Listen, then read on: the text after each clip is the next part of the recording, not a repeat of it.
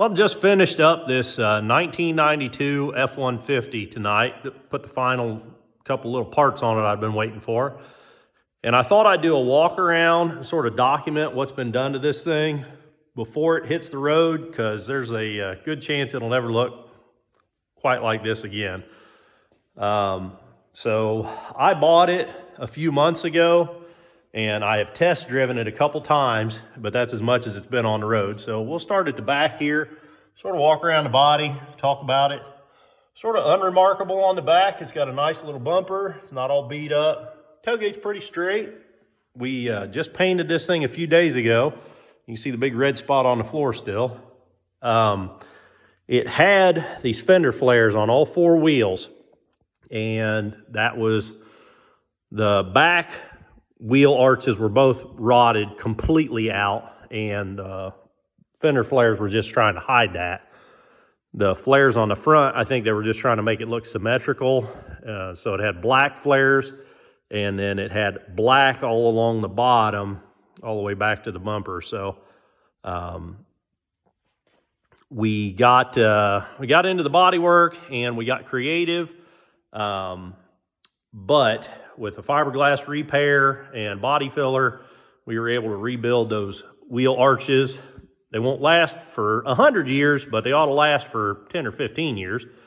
We also did the same thing on the cab corners. They were rotted out on both sides. Again, we put fiberglass filler in those, and then some body filler just to sort of clean up the appearance of it, and those turned out very well. I couldn't be happier actually with how the paint job turned out. It's got some patch panels on the front. Those were on it. We just left those. We cleaned them up a little bit, repainted them. You don't even hardly notice them if somebody doesn't point them out. It had these bed rail sort of runners on it. We took those off, and I think it looks better without them. It's got that Lund moon visor on it. I keep saying we. My nephew helped me a lot on this truck. So anyhow, the moon visor we kept. It has, it's got good rubber. All four tires have good tread on them.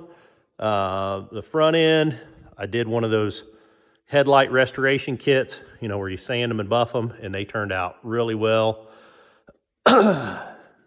Walking around to this side, both sides are the same. Both sides were treated the same. So the paint job, it's Rust-Oleum paint. I paint everything with Rust-Oleum. Paint my boats with Rust-Oleum. I've done a couple of trucks with Rust-Oleum now, and I just paint everything with Rust-Oleum. It's good, durable paint. We put it on thick enough where if a guy wanted to sand it down, it's got orange peel. The whole truck is orange peeled. That's a problem with Rust-Oleum paint that I always seem to have. But we spray it 4-to-1, cut it with acetone. It's full of orange peel. You can see when you look at those reflection of those lights. It's on here heavy enough where if a guy wanted to, you could wet sand it with 1500 grit, then wet sand it again with 2000 grit, and then cut it down with sort of a polishing wheel, motorized polishing apparatus. You could cut this thing down and it would shine up like a bright new penny, but I'm just not going to go through the trouble. We decided when we were doing the body work, we're shooting for a good 20-footer. That was our goal, and I think we knocked it out of the park. As far as that being our goal, we couldn't have done any better. So mechanically, this thing was a nightmare, though. Appearance-wise, the body work we had to do to it, if I didn't point things out to you, you'd probably never notice them. So the body turned out great, but mechanically, this thing was a nightmare. When I brought it home, I had such buyer's remorse that I actually started looking for a better example of a truck to work with. I got it reasonably cheap, but it just needed so much that it was such a sort of a daunting project. It sat in my garage, or it sat out in the driveway probably for, 2 or 3 months while I was looking for a better example. And unless you want to spend $8,000 or $10,000, you cannot find a better example of these, early '90s pickup trucks, these Fords. They all have the same problems. They all have problems with a dual fuel tank setup. They all have electrical problems, gremlins in the wiring. They all have massive engine oil leaks. They all have bodies that are rotting away. They all have the same problems, and I just couldn't justify spending, upwards of, if you get up over $6,000, you can start finding some decent examples. But we just decided to sort of buckle down and fix the one that we got. We got it cheap, so it was easier to justify putting a bunch of money into it to get it up to that sort of quality. And I think we knocked it out of the park. So what it needed mechanically, it needed a bunch. And what it needed was all sort of a pain in the butt to diagnose. And again, that was the thing that was really working against me in the beginning was if someone would tell me, replace that part and that will fix your problem, that'd be a godsend. But to diagnose the problem, that's where it's really a pain in the butt. Like this thing had a fuel system issue. Well, diagnosing the dual fuel tank system on these trucks is a pain in the ass. It also had a battery drain, like a dead short somewhere in the electrical system on this truck. In fact, I found 3 receipts. I'm not exaggerating. I found 3 receipts in the glove box from the previous owner for brand new batteries within a year of each other. This guy had thrown 3 brand new batteries at this truck inside a year. And he told me when we bought it, that's one of the biggest reasons he was selling it, because he could not figure out that short in the wiring. And it ended up being a dead short it was a short in the alternator wiring. And so that was a pain in the ass to diagnose, but we found it. And like the fuel system, it was a pain in the ass to diagnose, but after, spending a lot of time crawling around on it, I diagnosed the check valve in the front fuel pump was bad. The thing was running off the back fuel tank, but because there was a problem with the front fuel pump, it caused the whole system to act up. So I had to remove the bed, took the whole bed off this truck, swapped out the front fuel pump, and that took care of that problem. Then the engine, again, had a short somewhere. Well, we diagnosed and found, and it took a lot of digging, and that was no fun at all, digging through the wiring, but we found the short in the alternator wiring. So that solved that problem. This thing also, it didn't run. We had to winch it up on the trailer. It didn't want to move. The transmission wasn't acting right, and the engine did not want to run. And it was just hemorrhaging oil everywhere. So the engine oil leak was from an oil pan gasket that was bad. That was a fairly extensive gasket to replace, in that I had to disconnect the engine mounts, use my engine hoist, and raise the whole engine up, and crawl under the truck and remove the engine oil pan, scrape off all the old nastiness from the bottom of the block and the pan, put in a new gasket, drop the engine back down, refasten it, and that took care of that engine oil leak. The brake fluid reservoir was just over full, so I had to actually remove fluid from the reservoir. The power steering pump was gushing power steering fluid. Whenever I'd turn the wheel, it would leak. It left a trail. In fact, I think you can still see the trail where it ate the sealant off my concrete. That's from a month or 2 ago. Left a trail of power steering fluid. So I thought, bad pump, bad fitting, broken fitting. Nope. It was simply over full. So it was just weird stuff like that. The alternator was not charging, so I changed the alternator out. The battery I didn't even want to take any chances on the battery that was in it. So I went ahead and put a brand new battery in it, put new wiring, new battery cables on. The front suspension, when I finally got it running, I drove it down the road and it was pulling to the right real bad. Well, I pulled it back in here, jack it up. The ball joints were bad. So I replaced upper and lower ball joints on both sides, took it in for an alignment, and the steering wheel was turned an eighth of a turn. And talked to the guy at the alignment shop. When he did the alignment, he made sure he straightened the wheel up. So the wheel's straight now. He aligned it. When he did, the radius arm bushings were bad. I didn't notice that, but he went ahead and replaced those. So the taillights weren't functioning properly.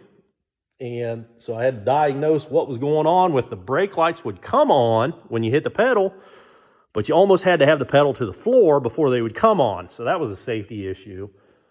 And it turns out that the assembly, I disassembled the brake pedal, that whole assembly, and the switch that operates those lights, it's a really poor design.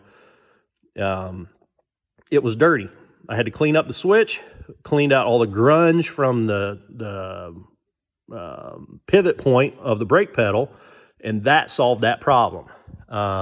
So just, again, diagnosing weird stuff. This is the fuel tank selector. This switch was sort of broken off and shoved up inside the dash. So I had to disassemble the dash, and rather than buying a new dash panel and new switch, the tabs on the mating tabs here are broken on both of those. So I did it kind of crude, but it doesn't look that bad. Just drilled holes and bolted the switch on, so it's secure now, and functions properly. The interior on this truck is really good. The seat doesn't have any rips in it. It needs cleaned, but I haven't cleaned the interior at all. Other than the crack in the dash, that's about the only issue with the interior. The rear slider latch was broken and missing. We had to sort of modify one to work, but it's working very well now. It looks original. You never know that it's not, but you just can't buy a replacement off the shelf and bolt right on. You have to modify. We had to drill new holes in the window frame to get that latch to work, but it works properly now and looks good. The back window was covered in a purple tint, and that was a nightmare to scrape off all those little, you just scrape off a zillion little shreds of purple tint, and then it leaves behind adhesive that you have to use acetone. That was a nightmare to clean that back window off. The side windows on both doors, the main window and the wing, they didn't have tint, but they had a clear film that was just the same. You had to scrape it off in a zillion little shreds and then use acetone to get all the adhesive off the window. So that was on both sides of the driver and passenger. So that's the only cleaning that I've done on the interior, is just to, clean those windows up so that they're safe to see out of. So now, as far as safety goes, seat belts function, brake lights function properly, all the turn signals, all the headlights, everything works like it should now. It does have a crack in the windshield. Early on, I couldn't justify the $250 to replace this windshield because I didn't expect the truck to turn out quite as nice as it did. But now that it's done, it might be easier to justify spending that money on a brand new windshield, but we'll see. It runs very well. It had the check engine light on, and that was a whole other thing, trying to figure out how to diagnose, other electrical issues with this thing. And I had learned that this truck does not have an OBD2 port. You just can't plug your scan tool in and get the diagnostic codes off of it. They didn't make that mandatory until 1996. This is a 1992. So there is a 2-plug connector up under the hood. I had to learn about this. I never knew about this before. You jumper 2 terminals on these blocks with a jumper wire, and then come back in here, and you can turn the ignition into the on position, and the check engine light will flash a code at you that you read the code, translate that to, a series of flashes. You count how many flashes. It turns out it's a diagnostic code that you can then get online, and that will help you determine what's wrong with the engine. And it turned out that this had a faulty intake temperature sensor on the intake manifold. So that was a whole other thing by itself. Sorry, banged the door a little bit hard there. But so now no check engine light, no codes, no nothing. It's running great. Found a key under the seat. We found an old bank card under the seat. We found 4 radiator caps. Oh, which is another thing. I replaced a radiator cap because it was leaking. I replaced the thermostat because the heat didn't work and the thing wouldn't come up to temperature right. So I found that the old thermostat was installed incorrectly and it was allowing fluid to just bypass the thermostat. But they put enough blue goo around the housing that it didn't leak. So that was a whole other thing. But let's go ahead and start it up. It's got almost 180,000 miles on it. So the engine's a little tired. It's got just the slightest miss.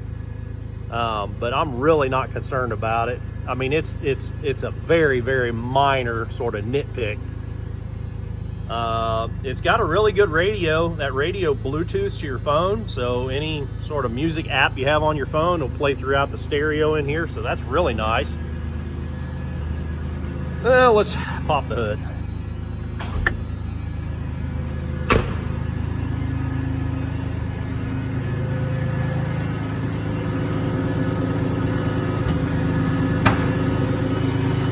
Kind of hard to do with one hand. If I didn't mention it before, this is a 4.9 liter inline 6-cylinder. There you can see that brand new battery cables. This is sort of my version of a battery hold down. It works well enough. There's that new radiator cap, new alternator. That intake temperature sensor, that lives back there. Put a new serpentine belt on it. It runs pretty good, really.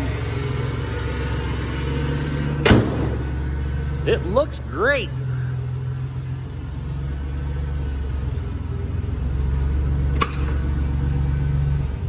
Radio works well. Interior pretty good.